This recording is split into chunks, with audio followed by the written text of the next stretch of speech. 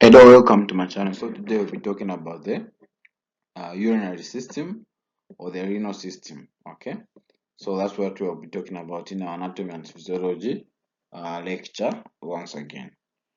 Okay, so let's move on. So in terms of the urinary system, we all know that it is one of the major excretory systems of the body, and that the principal function of the urinary system is to maintain the volume and composition of the body fluids within normal limits. Okay, then one aspect of this function is to rid the body of waste products that accumulate as a result of cellular metabolism, and because of this, it is sometimes referred to as the excretory system. Okay. Then the urinary system maintains an appropriate fluid volume by regulating the amount of water that is excreted in the urine. Then other aspects of this function includes regulating the concentrations of various electrolytes in the body fluids and maintaining normal pH of the blood. Then in addition to maintaining homeostasis in the body, the urinary system controls the red blood cell production by secreting the hormone erythropoietin. Then the urinary system also plays a role in maintaining normal blood pressure by secreting the enzyme renal. So these are some of the functions of the urinary. Okay, so what are the organs of the urinary system? Okay, so the urinary system consists of the kidneys, ureters, urinary bladder, and the urethra. Think of all MCQs that I like to ask. I think this one is the easiest, where I ask about the organs of the urinary system. Okay, so then the kidney forms urine and accounts for the other functions attributed to the urinary system. Then the ureters carry the urine away from the kidneys to the urinary bladder, which is a temporary reservoir for the urine. Then the urethra is a tubular structure that carries the urine from the urinary bladder to the out. Okay, so this is what we are talking about. Started from the kidneys themselves. Then from the kidneys, we have what we call the ureter. Ureter takes the bladder, bladder temporary reservoir for urine. Then finally, urethra out. These are the organs of the urinary system. Okay. Then the two kidneys produce about 125 ml of filtrate per minute. Then the normal urinary output is 0.5 to 1 ml per kg per hour. That's the normal urinary output. Okay. Then urine produced in the kidneys passes through the ureters to the bladder. Then the bladder temporarily stores and then releases the urine to the exterior through the urethra by a process called micturition or urination. So this is the posterior view for the urinary system. Okay, let's go through again the organs. So you're saying the kidneys, you have two kidneys which produce about 125 ml per filtrate. Then the normal urinary output, we are saying 0.5 to 1 ml per kg per hour. So now let's look at the organs. Let's start with the kidney. So the kidney is in terms of structure and functions of the kidney. The kidneys are the primary organs of the urinary system, which of course we already mentioned. Then the kidneys are the organs that filter blood, remove waste, and excrete the waste in the urine. They are the organs that perform the functions of the urinary system. Then the other components are accessory structures to eliminate the urine from the body. Then the right kidney usually is slightly lower than the left because the liver displaces it downwards. Okay? Then it is roughly bean shaped with an indentation called the hilum on the medial side. Then the hilum leads to a large cavity called the renal sinus within the kidney. Then the ureters and the renal vein leave the kidney and the renal arteries enter the kidney at the same hilum. Okay, so this is what we are talking about. So here, that's where we have the hilum, then the renal artery, the renal vein, that's where actually they enter. So the renal vein enters, the renal artery leaves the kidney. Okay. Then in terms of gross structure of the kidney, so there are three areas of tissue that can be distinguished when your longitudinal section of the kidney is viewed with the naked eye. Then these are, number one, we have a fibrous capsule, and which surrounds the kidneys. Okay. Then you have the cortex, which is a reddish brown layer of tissue immediately below the capsule and outside the pyramids. Then you have the medulla, which is the innermost layer consisting of pale conical shaped striations, which is the renal pyramids. Okay.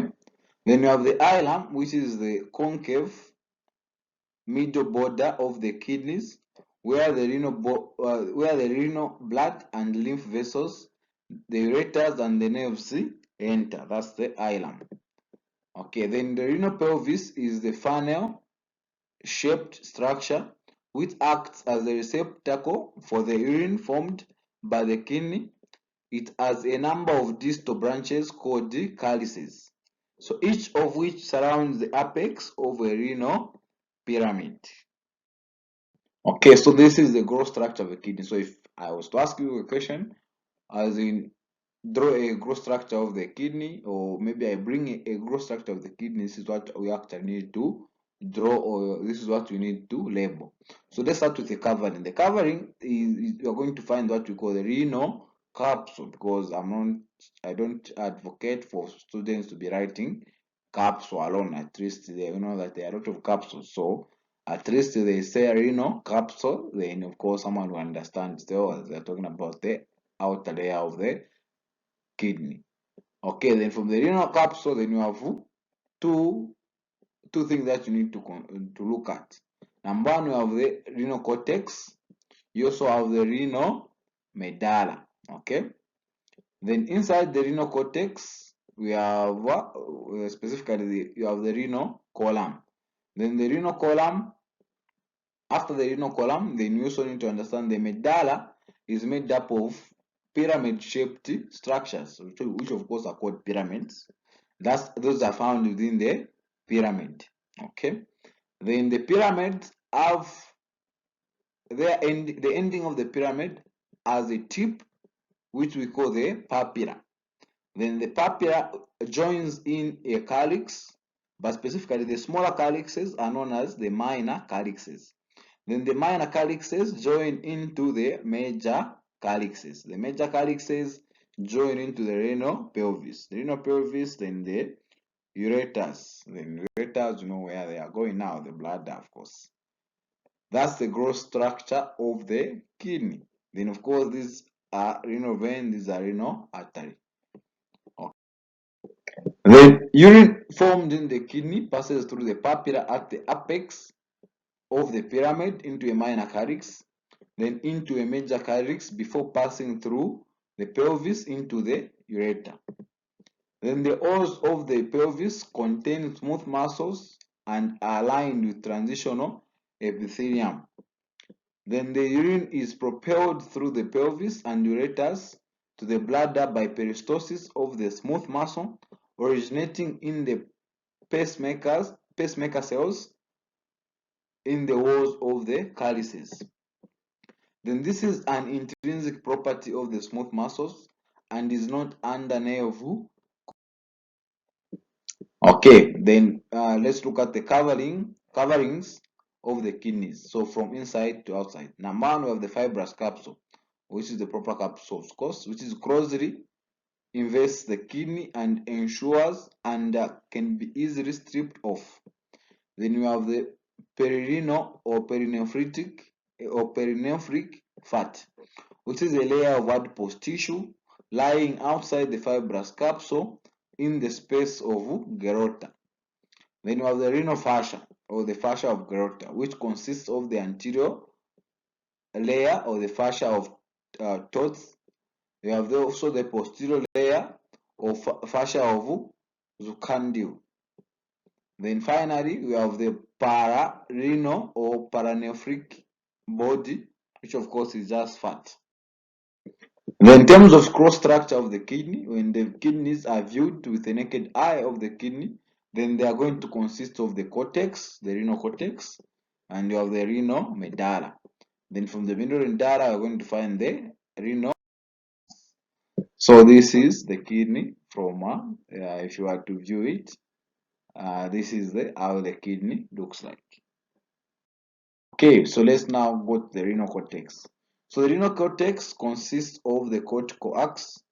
Then the cortical ax or cortical lobules or renal lobules form caps over the bases of the pyramids. Then the renal columns of Bertin, these dip in between the pyramids, and each pyramid plus the cortical tissue surrounding it at its base and along the sides constitute a renal lobe. Okay, then let's go to the renal medulla. So the renal medulla is made up of 10 conical masses called the renal pyramids. Okay, called the renal pyramids. Then the renal pyramids, then the tip of the each renal pyramid is called the renal papilla. Okay, then the renal papilla projects into a minor calyx that collects urine formed by tubules in the pyramid. Okay, then the renal sinus is the space that extends into the kidney from the hilus. Then it contains, number one, we have branches of the renal artery, we have tributaries of the renal vein, then you have the renal pelvis. Then the renal pelvis divides into 2 to 3 major calyces. Then major calyces divide into 7 to 13 minor calyces. So this is something that you actually need to understand from here. Okay, so you said from the minor calyces, then the minor calyces join into the major calyces then join into the renal pelvis. Then this is another way of looking at it to say, okay, we have the renal pelvis, then the renal pelvis divides into 2 to 3 major calyces. Then those 2 to 3 major calyces divide into 7 to 13 minor calyces. Then of course you are going to find the renal papillae after. Okay, then each minor calyces ends in an expansion which is indented by 1 to 3 renal papillae. Okay, hope it's making sense. Then the collecting ducts converge in the renal papillae where they deliver urine to a minor calyx. Then we are done with the gross structure. Now let's look at the microscopic structure of the kidney.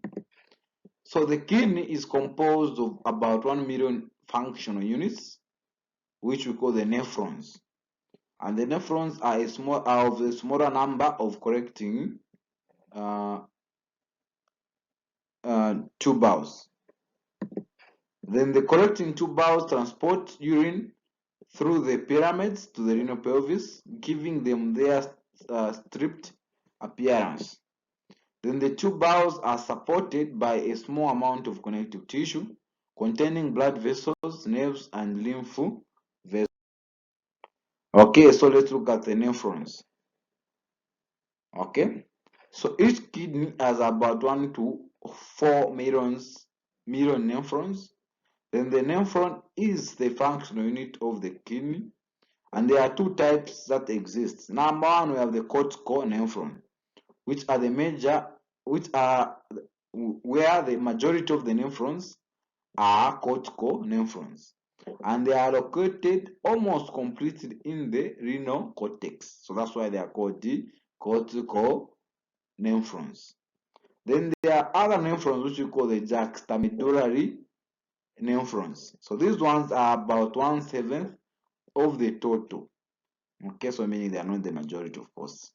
And they lie close to the medulla, and they have a long loop of Henle. So meaning the juxtaglomerular nephrons actually go all the way into the medulla. So they lie close to the medulla in short. But the majority of them are cortical nephrons and they lie completely in the cortex. Okay, then each nephron consists of a renal capsule. The renal capsule, and we say renal corpuscle. When we say renal capsule, what do we mean? We mean we add the glomerulus and the Bowman's capsule. That is the renal capsule. Then you have the proximal convoluted tubule. We have the Henle's loop or loop of Henle. Then you have the distal convoluted tubule, the DCT. Then you have the collecting ducts or the collecting tubules. Then from the collecting tubules, then you have the collecting ducts. Okay. Then some investigators do not consider the collecting tubules and ducts to be part of the nephron. So that's why others might um, remove that information. So find that from the distal convoluted tubules, then they will just maybe end there. Okay, so meaning others might not put the correcting tubules, or others might not consider the correcting tubules, they just from the distal convoluted tubule to the correcting ducts. Okay, so this is what we are talking about. We have the cortical nephron, which is of course found in the renal cortex. Okay, then you have the juxtamedullary nephrons, which lie in the medulla.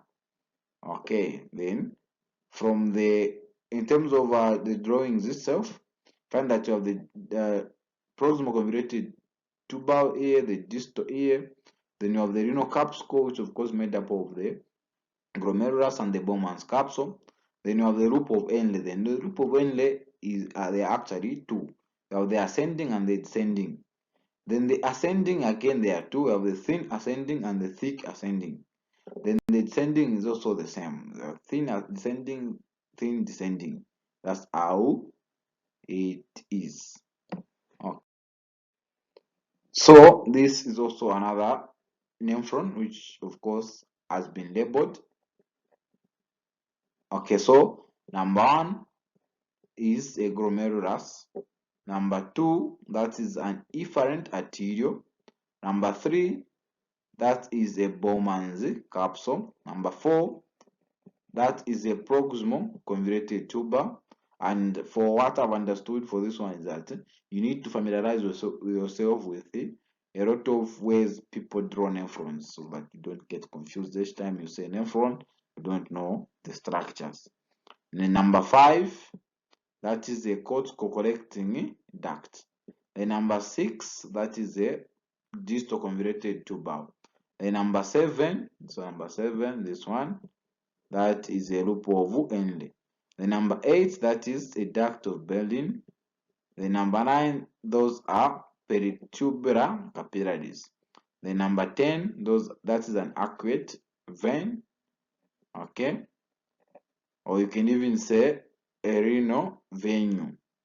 Okay, then number 11, that is a renal artery. That is an arcuate artery, or you can say those are renal arterioles. Okay, then 12, that is an afferent arteriole. Then 13, that is a juxtamedullary apparatus. Okay, so that's actually how you go about the nephron. Okay, so let's go to the loop of Henle. So the loop of Henle is a U-shaped structure consisting of, like we said, you have the descending and the ascending. Then the descending of the thick descending limb, you have the thin descending limb. Then for the ascending, also the same. You have the thin ascending limb and you have the thick ascending limb. Okay, so this is what we are talking about. So this is also a nephron that has been labeled. Okay. Then let's go to the renal capsule and blood filtration. So in terms of what it consists of, the renal capsule consists of a tuft of capillaries called the glomerulus and surrounded by a double-odd epithelial capsule called the glomerular capsule or Bowman's capsule. Okay, so there are two things. When you say renal capsule, we're talking about the glomerulus and the Bowman's capsule, the glomerular capsule. Then the internal layer, which is the visceral layer of the capsule, envelops the capillaries of the glomerulus. Then the external layer, the parietal layer, forms the outer limit of the renal capsule. Then between the two layers of the Bowman's capsule is the urinary space.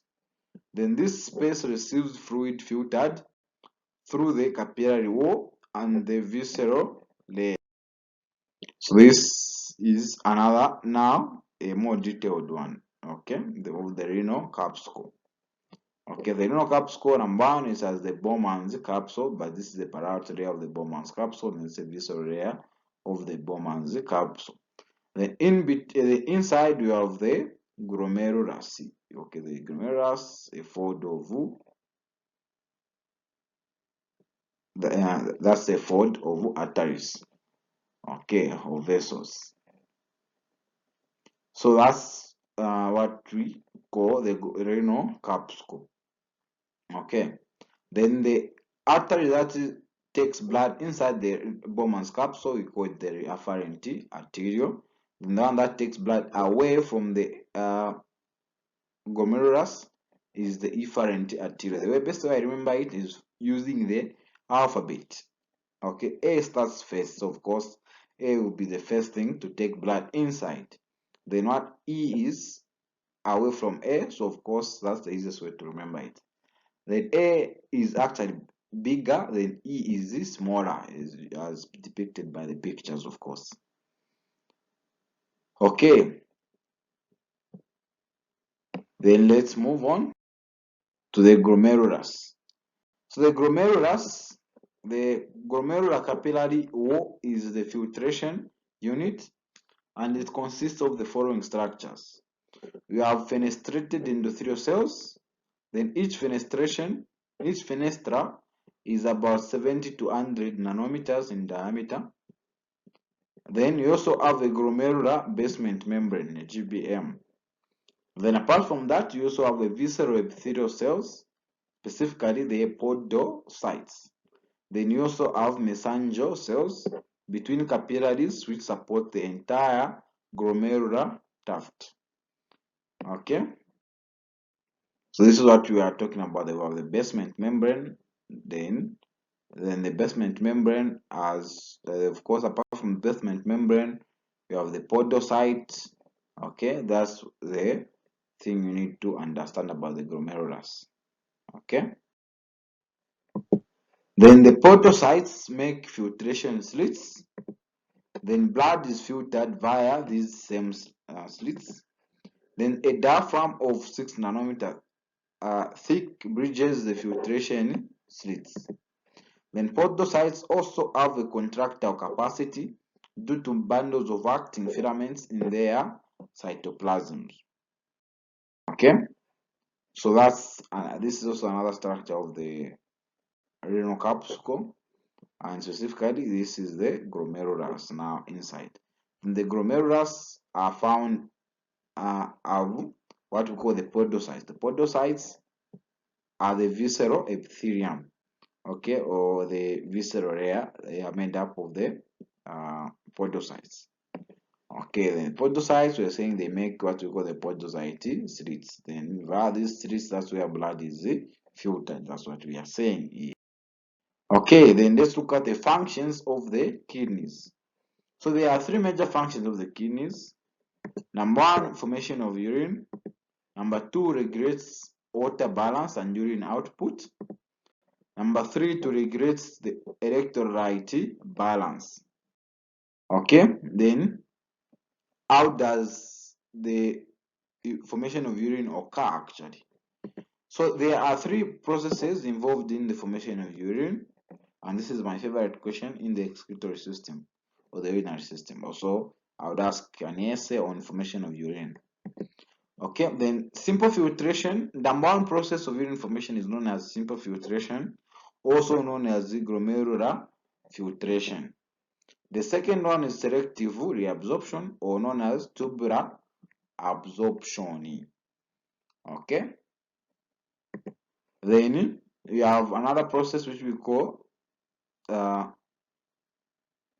secretion or tubular secretion. But me, I prefer using the words glomerular filtration, tubular absorption, or even other people write tubular absorption. Then the other one is tubular secretion. These are the three main processes. Okay, so let's look at simple filtration or tubular filtration. So filtration takes place through the semi-permeable walls of the glomerulus and glomerular capsule. Then the water and a large number of small molecules pass through, although some are reabsorbed later. So blood cells, plasma proteins, and other large molecules are unable to filter through and remain in the capillaries. Okay, so for plasma proteins and blood cells, they are actually very big. They can't pass through the podocyte slits. Then other types of proteins find that some might necessarily not be bigger in terms of size. Others are not necessarily. They have an opposite charge as compared to the basement membrane. Okay, so others it's the charge that makes them not to pass. Okay, then the filtrate in the glomerulus is very similar in composition to the plasma, with the important exception of plasma proteins. Then filtration is assisted by the difference between the blood pressure in the glomerulus and the pressure of the filtrate in the glomerular capsule. Then the volume of filtrate formed by both kidneys each minute is called the glomerular filtration rate.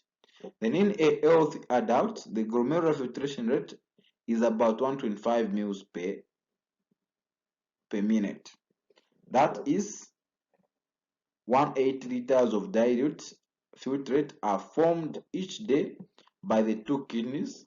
Then most of the filtrate is reabsorbed with less than 1%. So that is 1 to 5 liters is actually excreted as the urine. Then remember we said the normal output is 0.5 mils to 1 mil per kg per hour. Okay, so that's something to keep in mind. So this is about tubular filter. Okay, so then what controls the glomerular filtration rate?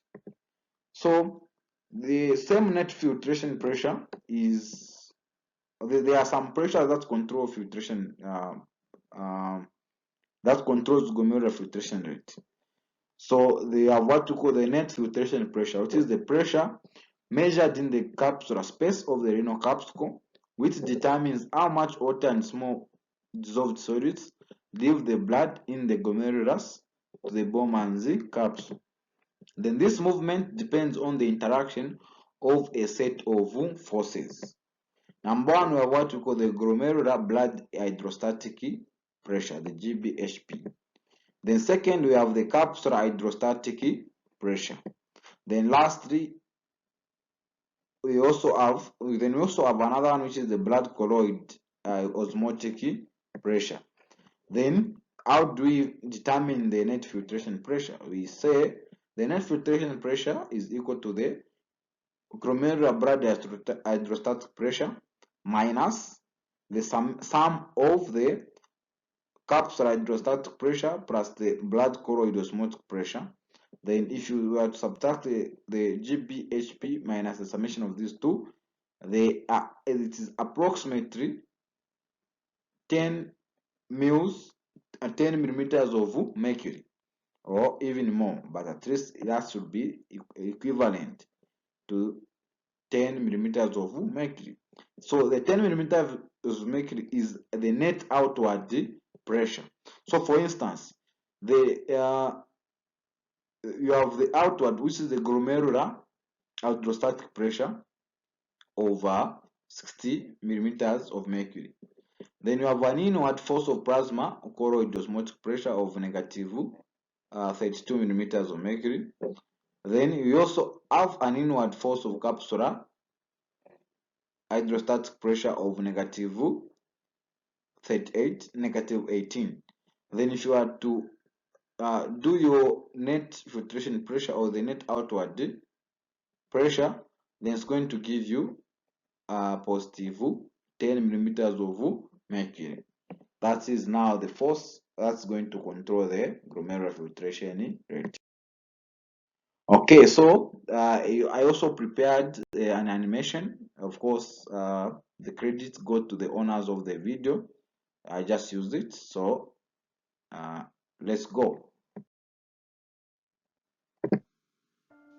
Glomerular filtration.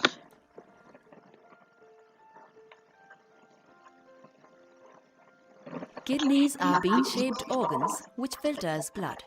It removes waste substances from the blood and regulates water and electrolyte concentrations within the body fluids. The end product of this function is urine, which is excreted outside of the body through urethra, containing wastes, excess water, and excess electrolytes. Urine formation involves glomerular filtration, tubular reabsorption, and tubular secretion.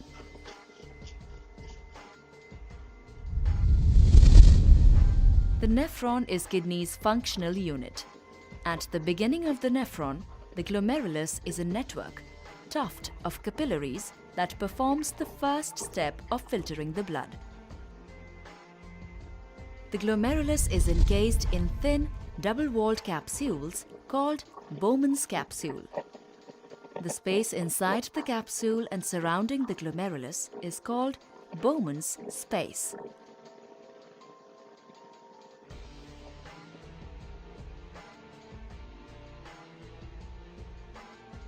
As the blood travels through these capillaries of glomerulus, filtration causes a lot of plasma contents to spill out into Bowman's space through the glomerular filtration membrane.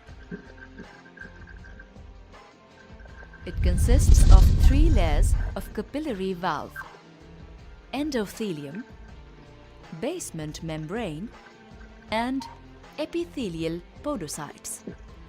This membrane allows some particles of blood to pass through, but not all.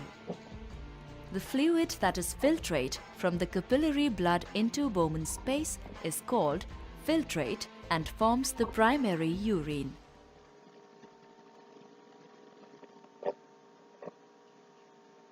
So otherwise, that's about the glomerular filtration. So hope at least through creative learning, you have gotten some concepts. At least with visual learning, it's easier to grasp some of these things. Hope you have enjoyed the video and have at least gotten something from it. Okay, so let's continue. So that's the end of tubular filtration. Next is tubular secretion or tubular the part for the after it has been filtered. So filtration occurs as the blood flows through the glomerulus. Then substances and foreign materials which are not required, for instance, drugs such as penicillin, aspirin, may not be cleared from the blood by filtration because of the short time it remains in the glomerulus. So such substances are cleared by secretion into the convoluted tubules and excreted from the body in the urine. Then tubular secretion of hydrogen ions is also actually important in maintaining homeostasis of blood pH. Okay, so this is tubular secretion. So those things that, of course, we are not necessarily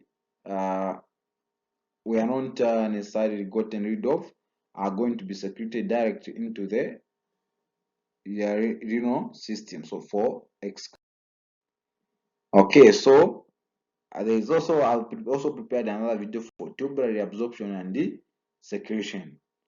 Okay, so stay tuned again. So let's start. So this is a continuation. So specifically it's for tubular reabsorption and secretion. Also make sure you also get something from the visual learning. So let's start.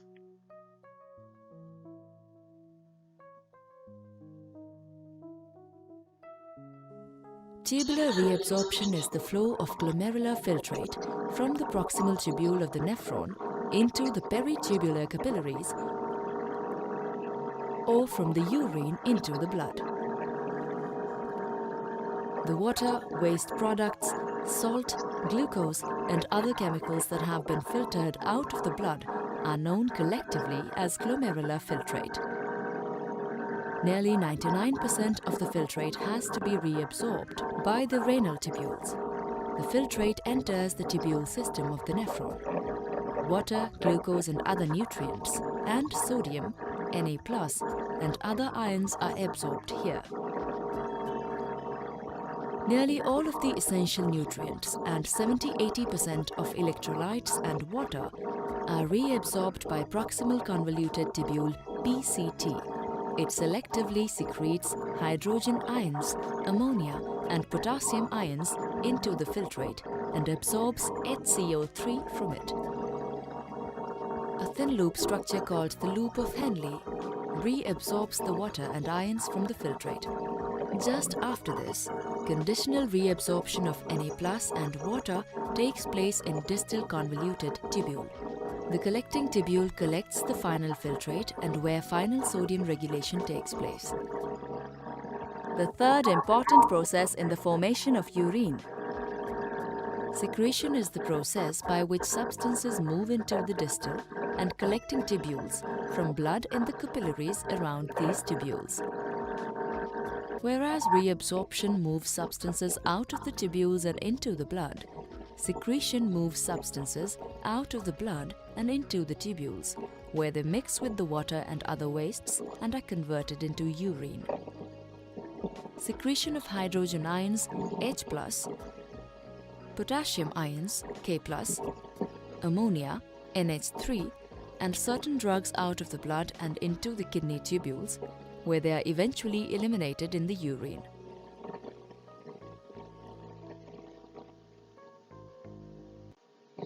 Okay, so that's the creative learning on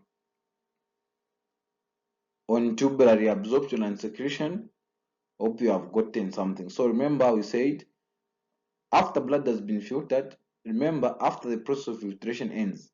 So not all things that were filtered are not.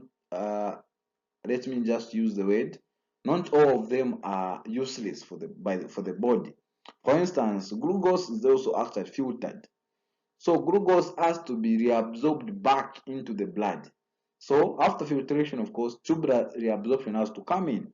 Okay, so whatever was reabsorbed was taken out of the blood, that is essential, that is needed by the body, needs now to be reabsorbed. So that's what we call tubular reabsorption. Then those ones now, that's like drugs such as aspirin, penicillin, those ones, since probably they were not filtered, they have to be secreted into the renal system. So that's what we were talking about. So apart from that, there are also a lot of other electrolytes and nutrients. Okay, so this is what we were going through. Okay, so glomerular filtration. So glomerular filtration was the first process where there is movement of substances from the blood within the glomerulus into the capsular space. Then you also add another process, which was the movement of substances from the tubular fluid back into the blood. So that is tubular reabsorption. Okay, then tubular secretion now is the movement of substance from the blood into the tubular fluid. Okay, so in reabsorption, for instance, I'll give an example of glucose. So glucose will move from the tubular fluid back into the blood since it's still important. That's what we said. So that is this. So this is an illustration of tubular reabsorption and secretion. So if you can remember, some drugs, like we said, they are being actually taken back into the proximal convoluted tubules, whilst others such as nutrients, sodium chloride, bicarbonate, even water actually being reabsorbed back into the system. Okay, and this is also actually happening as well as in the distal convoluted tuber as well, where now potassium and sodium and hydrogen are actually again being added back or being secreted. Okay, so that's what we are referring to as tubular reabsorption and the secretion. So the filtrate in terms of composition contains all these, contains water, sodium, bicarbonate, hydrogen, urea, glucose, amino acids, and some drugs.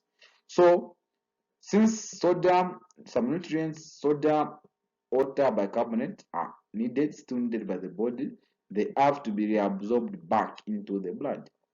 Then there are some now which pass, which were not filtered, but they have to now be excreted, so they undergo the process of secretion.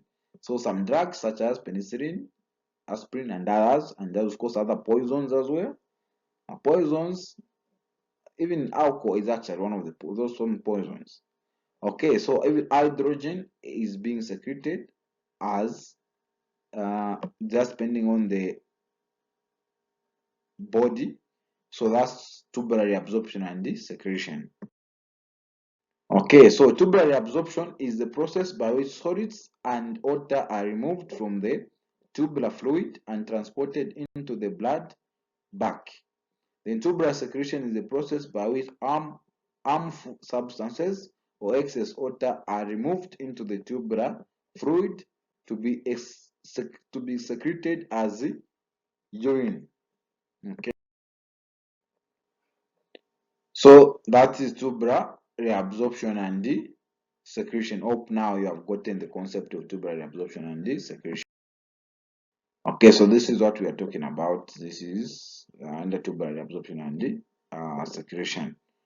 Okay, so these are the movement of molecules through active transport and passive transport as well.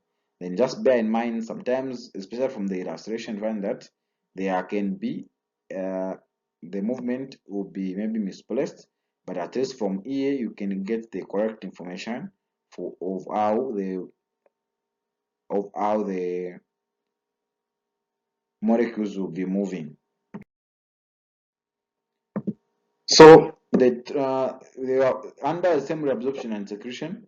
The transport maximum for substances that are actively reabsorbed, they have what we call the renal threshold. Okay, so there's another concept of renal threshold. So renal threshold, and this limit happens when the amount of solid delivered to the tubules exceeds the capacity of the carrier proteins involved in the transport process and the reabsorption. For example, glucose. So normally a measurable glucose does not appear in urine because essentially all the filtered glucose is reabsorbed in the proximal convoluted tubules. So now imagine when someone is having an abnormal amount of glucose. So it's going to exceed the normal renal threshold for glucose. So meaning actually glucose will actually be found in urine because it has exceeded the renal threshold. Okay, so when the filtered load exceeds the capacity of the glucose reabsorption, urinary excretion of glucose occurs. So this is called transport maximum for glucose. So the renal threshold for glucose or the transport maximum for glucose has been reached or has been exceeded. So the renal threshold for glucose is the plasma level at which the glucose first appears in the urine, and this is seen in people with diabetes mellitus and also seen actually even in pregnancy. You find that in pregnancy someone can present with glycosuria. So, but remember, not you have to actually there is what we call a significant glycosuria in pregnancy. So there are maybe on more than 2 occasions someone is having glycosuria. Also check the random blood sugar just to be sure you're not just dealing with diabetes mellitus there, which is the gestational diabetes mellitus. Okay, so this is a very good important thing to learn here. Okay, then the other function. So we talked about the function of urine. We are done with one function of urine, which is one function of the kidneys, which is formation of urine. So the other function is the regulation of water and urine output. So we are on to the second function. So the balance between the fluid and the output is the is therefore controlled by the kidneys. Then the minimum urinary output, that is the smallest volume required to excrete the body's waste products, is about 500 ml per day. Then the amount produced in excess of this is controlled mainly by antidiuretic hormone ADH, released into the bloodstream by the posterior lobe of the pituitary gland. Then there is a close link between the posterior pituitary and the hypothalamus in the brain. Then sensory nerve cells in the hypothalamus, or the osmoreceptors, detect changes in the osmotic pressure of the blood. The nerve impulses from the osmotic receptors stimulate the posterior lobe of the pituitary gland to release ADH. So when the osmotic pressure is raised, ADH output is increased, and as a result, water reabsorption by the cells in distal and convoluted tubules and collecting duct is increased.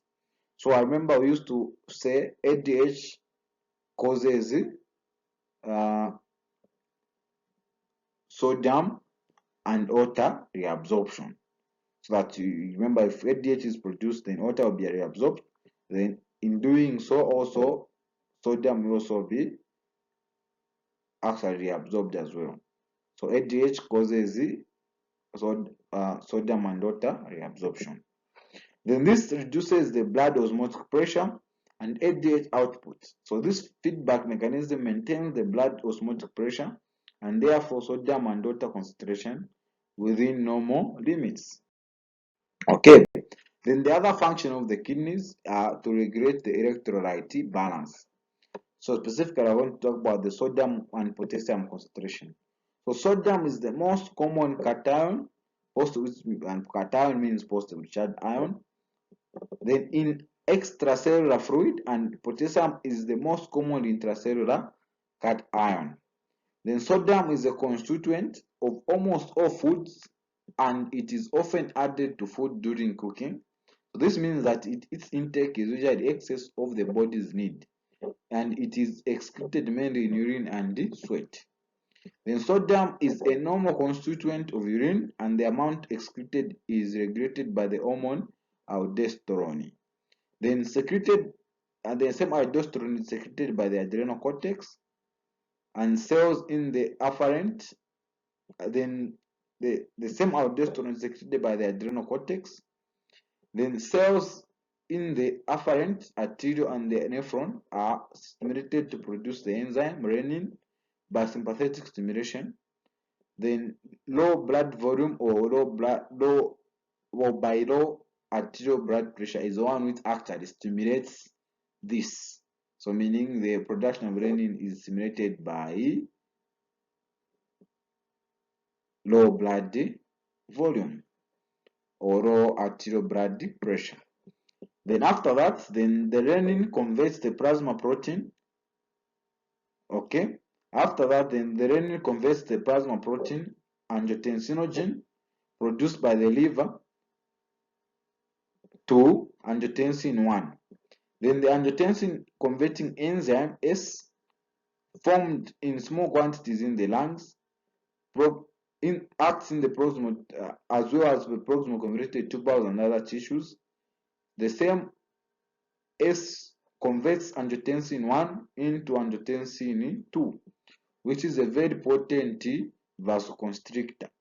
So this increases blood pressure.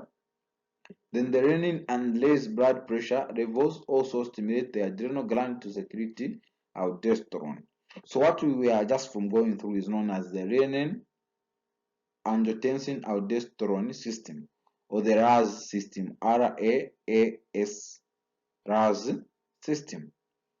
So this is usually triggered by a low blood volume or low arterial blood pressure, and after that, then renin is going to be produced. Then renin converts the plasma protein angiotensinogen.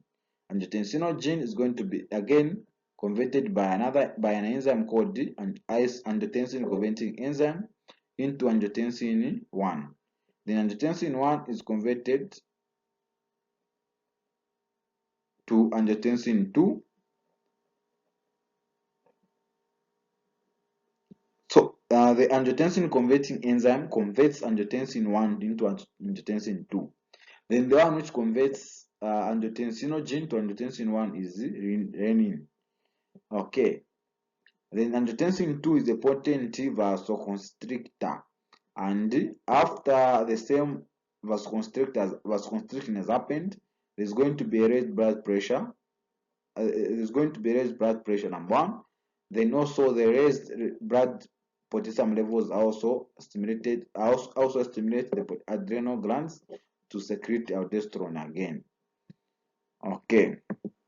Then water is reabsorbed with sodium, and together they increase the blood volume, leading to reduced renin secretion through the negative feedback mechanism.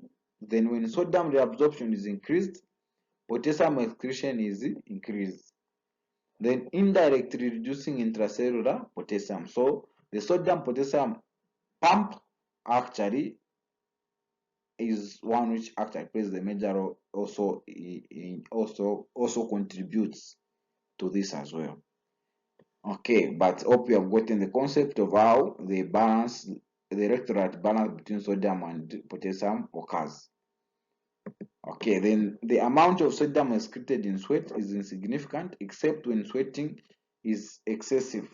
This may occur when there is pyrexia, which is a high environmental temperature, or during sustained physical exercise. So normally the renal mechanism maintains the concentration of sodium and potassium within physiological limits. Okay, then in summary, let's look at the kidney functions in summary. Number one, you have excretion of metabolic waste products, foreign chemicals, drugs, and hormones, and metabolites. So these products include urea from the metabolism of amino acids, and of course you have creatinine from muscle creatine. You have uric acid from nucleic acids. You also end products of hemoglobin breakdown such as bilirubin and metabolites of various hormones. Then the kidneys also eliminate most toxins and other foreign substances that are either produced by the body or ingested, such as pesticide, drugs, or food additives.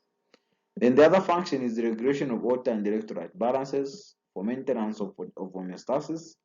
Excretion of water and electrolytes must be precisely matched intake. This is regulated by the kidneys. Then if intake exceeds excretion, the amount of that substance in the body will increase. Then if intake is less than excretion, then the amount of that substance in the body will decrease.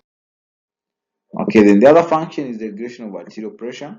So by excreting variable amounts of sodium and water, also through secreting the vasoactive factors such as substances such as renin. Remember, now we go back to renin, angiotensin, and aldosterone system. Then the other function is the regulation of acid-base balance. So the kidneys contribute to the acid-base balance regulation along with the lungs and body fluid buffers by excreting acids which contain hydrogen ions such as sulfuric acid, phosphorus acid, generated by the metabolisms of proteins, and by reabsorbing bicarbonate. Then the other function is the regulation of erythrocyte production. So the kidneys secrete erythropoietin, which stimulates the production of red blood cells. One important stimulus for the erythropoietin secretion by the kidneys is hypoxia. Okay, then the other function is glucose synthesis. The kidneys synthesize glucose from amino acids and other precursors during prolonged fasting. The process referred to as gluconeogenesis. Those are some of the kidney functions. Also, what are the other? So we are doing a summary of kidney functions, but those are not the only ones. There are also other functions. Number seven is the regulation of the 125 dehydroxyvitamin D3 production. So the kidneys produce the active form of vitamin D, which is called the calcitriol, or in chemical form is 125 dehydroxyvitamin D3, or just call it calcitriol. That is, the kidney produce this same active form of vitamin D. Then calcitriol is essential for normal calcium deposition in bone and calcium reabsorption by the gastrointestinal tract. Then calcium plays an important role in calcium and phosphate regulation as well. Then eighth function is that the kidneys are also endocrine organs. So making kinins, they act to form. Then apart from making kinins, also we have the 1,25 dihydroxy cholecalciferol, erythropoietin, and making and secreting renin. That is actually endocrine that's its endocrine functions. Okay, then that's the summary of the kidney functions. So I think we have actually exhausted this. I think there is no need for me to again talk about this again. Okay, so we are done with the function of the kidneys and the kidneys in general. So in short, we are done with the kidneys. We are moving on to the ureters. So the ureters, in terms of definition, are just a pair of narrow, thick-walled muscular tubes which convey urine from the kidneys to the urinary bladder. Then they lie deep to the peritoneum, closely applied to the posterior abdominal wall in the upper half part, and to the lateral pelvic wall in the lower half part. Then they enter the bladder wall obliquely to open into it at the lateral angle of its triangle. Then in terms of dimension, each ureter is about 25 centimeters or 10 centimeters long. It measures about 3 millimeters in diameter, but it is slightly constricted at 3. Then the normal constrictions. So the ureter is slightly constricted at 3 places. At the pelvic ureteric junction, also at the brim of the lesser pelvis, also crossing of the vas deferens, then also at its passage through the bladder wall. Those are some of the concerns. Then in terms of blood supply, the upper part is supplied by the renal artery, the middle part is branches from the aorta, the pelvic part, we have the vesicle, middle rectal, and the uterine vessels. The nerve supply of the sympathetic from the T10 to L1 segments, then the parasympathetic from S2 to SC4. Okay, then we are done with the ureters. Let's go to the bladder. So the bladder is a temporary storehouse of urine which gets emptied via the urethra. Then in terms of size, shape, and position of the bladder varies in size, shape, and position according to the amount of urine it contains. So when empty, it lies entirely within the pelvis. Then expands and extends upward into the abdominal cavity, reaching up to the umbilicus, so even higher when full. So for instance, maybe in my practice, find that this person you are saying is not able to urinate. You palpate on the abdomen, find that there's something which is hard and reaching all the way to the umbilicus. And if you've seen a pregnant woman, of course, you think, probably maybe it's a pregnancy. But here is a man. You then start wondering, what's this now? Is it a mass or is it what? Then that's actually the bladder, which has reached all the way up to the umbilicus. Okay. So in terms of the external features of the urinary bladder, so as an empty bladder is tetrahedral in shape and has an apex directed upwards and a base, an apex directed forwards. It also has a base or fundus which is directed backwards. It also has a neck which is the narrowest and most fixed part of the bladder. It also has 3 surfaces, the superior, right, and left inferior-lateral. And it also has 4 borders, to have 2 lateral ones, 1 anterior and 1 posterior. Then it has a ligament that audit in. That's about the bladder. Then a full bladder is ovoid in shape and has, so again, this we say the changes in size, shape, and the position. So now the full one actually also has its own shape. So it has an apex which is directed upwards toward the umbilicus. It has a neck which is directed downwards. Then it has 2 surfaces, the anterior and the posterior one. So actually now you realize to say, okay, actually it's actually changing its shape and position depending on whether it's full or whether it's empty. Okay, whether it's what. Okay, then in terms of the storage of the bladder. Okay, in terms of the storage, the mucosa of the bladder is lined by transitional or urothelium. So that we are talking about now the epithelium. So they have what you call the transitional epithelium. These ones are able to also change shapes and ideal for the bladder, of course. Then you have the muscular layer, which of course you have the detrusor muscle. You have 3 layers of smooth muscles. Then you have the fibrous adventitia. This is the histology of the bladder.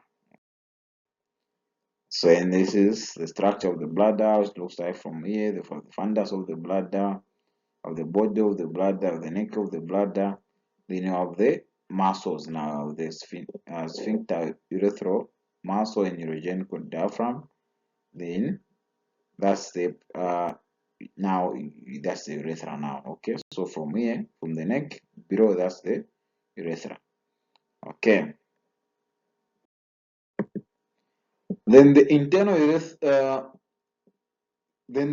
urethral orifice opening into the urethra is located at the apex of the trigone. Then the ureters open at the posterolateral angles of the trigone.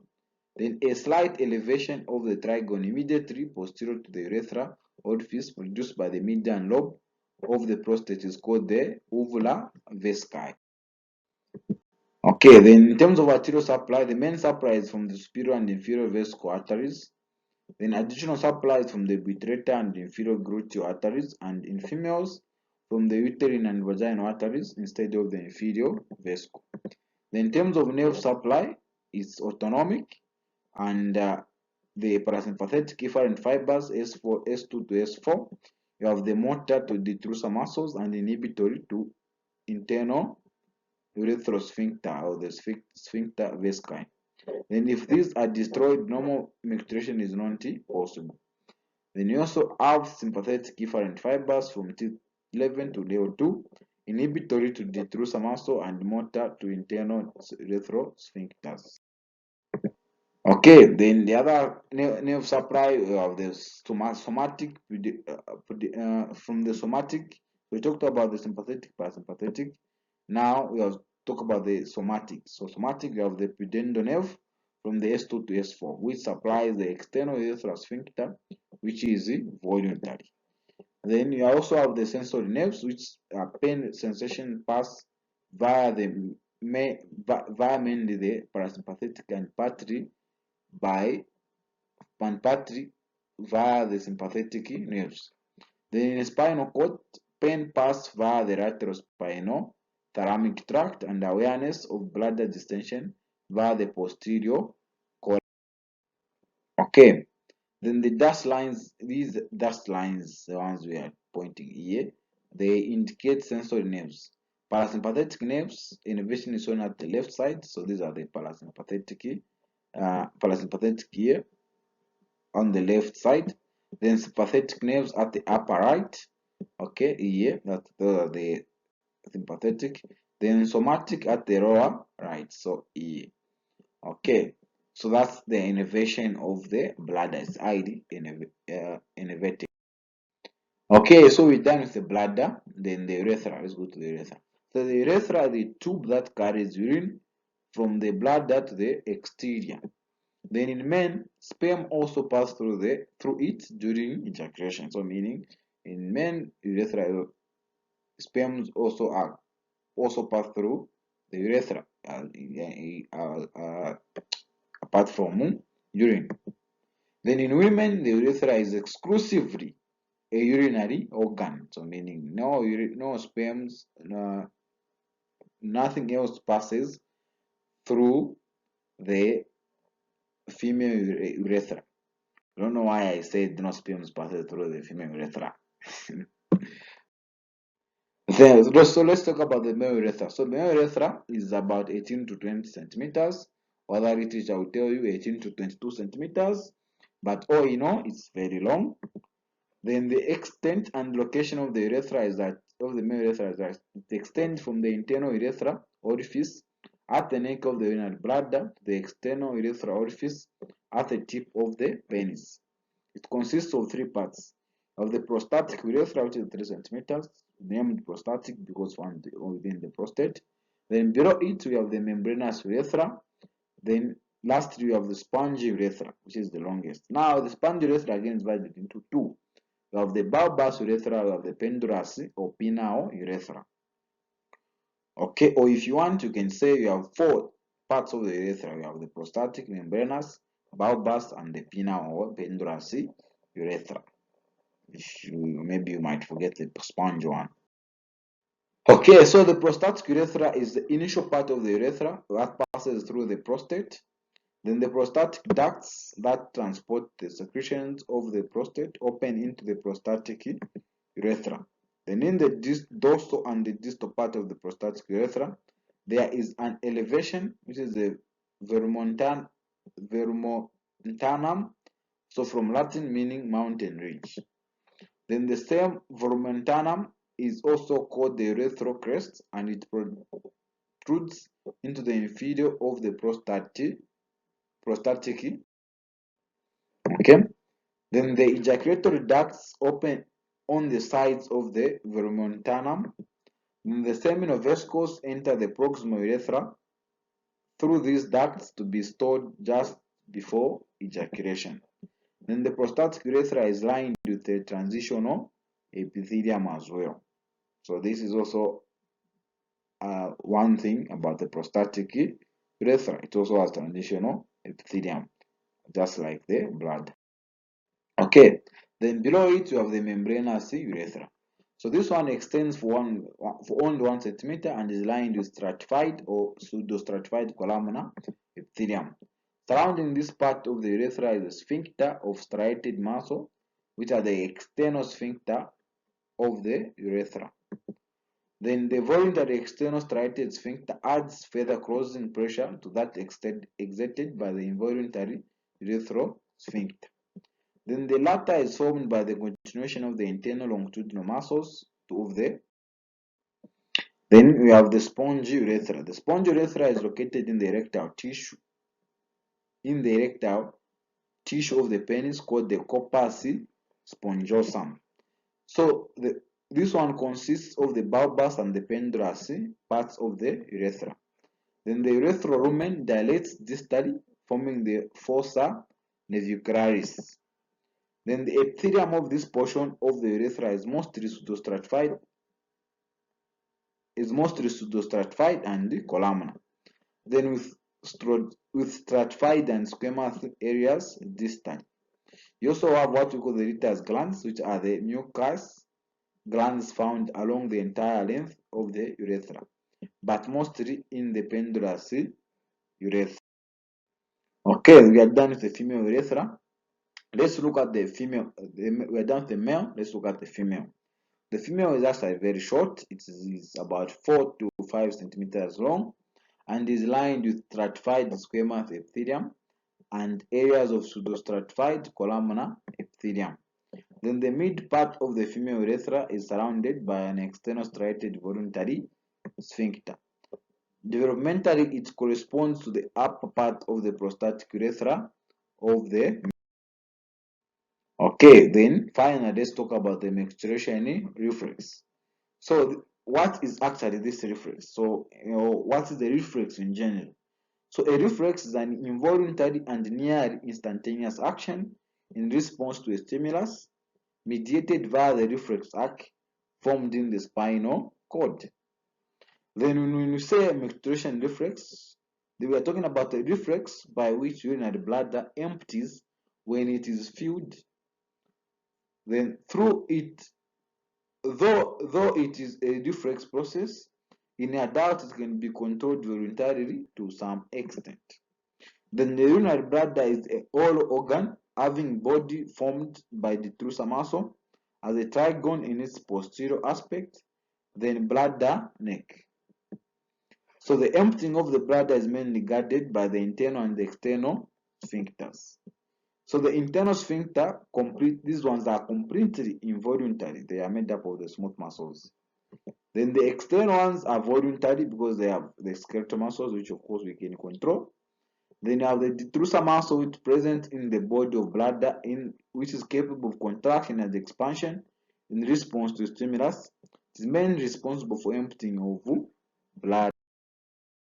Okay, so when the bladder is at rest, of course, it is relaxed. It is in a feeling state. the internal sphincter muscles or the smooth muscles are passively contracted. Okay, then after this, then there's going to be some motor neuron that's going to fire, and they may get some information to cause the external sphincter muscles to stay contracted if it's at rest. Then during micturition, the stretch receptors are going to fire. After the stretch receptors fires, secondary, the parasympathetic neurons fire motor neurons to stop firing. Then the smooth muscle contracts. Then the internal sphincter passively pulled open. Then the external sphincter relaxes. Okay, that's what happens during micturition. So we are saying when someone wants to pee, of course the stretch receptors are going to fire neurons to say, okay, the bladder has been stretched.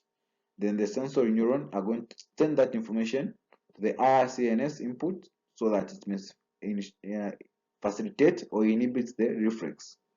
Then after this information has gotten to the brain, then there's going to be either someone is going to decide whether they are going to facilitate or inhibit. So if they are going to facilitate, then they are going to cause the parasympathetic neurons to fire, and the motor neurons are going to stop firing in the process, and the internal sphincters are going to relax. Okay, that's what is going to happen. Okay, so this one is, you can say it's involuntary. Okay, then second, now the last, which is the last part. So the other thing is, after the internal ones have relaxed, the external ones don't necessarily relax there and then. They are going again to cause another sensory, another firing. So these ones are going to now also again tell you to say, okay, now you just have to pee. Okay, so I've tried by all means to explain from the illustration, but I think let's now talk about maybe due to words specifically maybe. So the urinary bladder acts as the reservoir for urine. So when 300 to 400 ml of urine have accumulated, the afferent autonomic nerve fibers on the bladder walls, which are sensitive to stretch, are stimulated. Then in the infants, this initiates a spinal reflex action and a micturition occurs. Micturition occurs when autonomic efferent fibers convey impulses to the bladder, causing contraction of the detrusor muscles and the relaxation of the internal urethral sphincter. When the nervous system is fully developed, the micturition reflex is stimulated, but sensory impulses pass upwards to the brain, and there is an awareness of the desire to pass urine. This is when the nervous system is fully developed. Okay, so this is what we are talking about. Okay, so I think so that's why to make life easier, I also added another video just to show you what's happening during the physiology of micturition. The micturition reflex involves impulses traveling from the urinary bladder to the sacral region of the spinal cord, and from the sacral region of the spinal cord back to the bladder. It is coordinated by neurons in the spinal cord and can be influenced by signals from the brain. When the urinary bladder becomes stretched, there is an increase in the frequency of action potentials carried from the bladder wall to the sacral region of the spinal cord. In response, parasympathetic neurons from the spinal cord to the bladder are activated, and this causes the smooth muscle on the bladder wall to contract. The sensory signals to the sacral region of the spinal cord also stimulate ascending pathways to the pons and cerebrum, which results in a conscious desire to urinate. If urination is not convenient at the time, the brain sends impulses down the spinal cord to inhibit the micturition reflex. Impulses carried via somatic motor neurons keep the external urinary sphincter contracted, which also prevents urination. When urination is desired, signals from the brain stimulate the micturition reflex. The brain also decreases action potentials in the somatic motor neurons to relax the external urinary sphincter. Okay, so lastly, hope you have now gotten what we are talking about. Okay, so when you actually now want to pee, then of course the external sphincters are going to now relax and you'll be able to pee. Okay, but it's not advised to stay for a long period of time when you are holding urine, because what may happen is that you may be involved in an accident and your bladder can just rupture, or again, too much of everything is not healthy again, so you might also begin to experience some problems where now instead of the muscles going strong, you may actually start to weaken them. So at first they will be getting strong, then finally they start weakening. Okay, so otherwise that's what I wanted to show you here. Okay, so this is the checkpoint. From this lecture, if you know how to draw a nephron, you know how to draw the growth structure of the kidney, you know how to describe the process of urine formation. You should also know how to describe the physiology of micturition. Otherwise, that's the end of the lecture. If you haven't subscribed, please subscribe and hit the notification. And I'll see you on the next tutorial. So the next time we'll be doing the male reproductive system, or we'll be starting the reproductive system to be specific. Okay, so that's the end of the lecture. See you next time.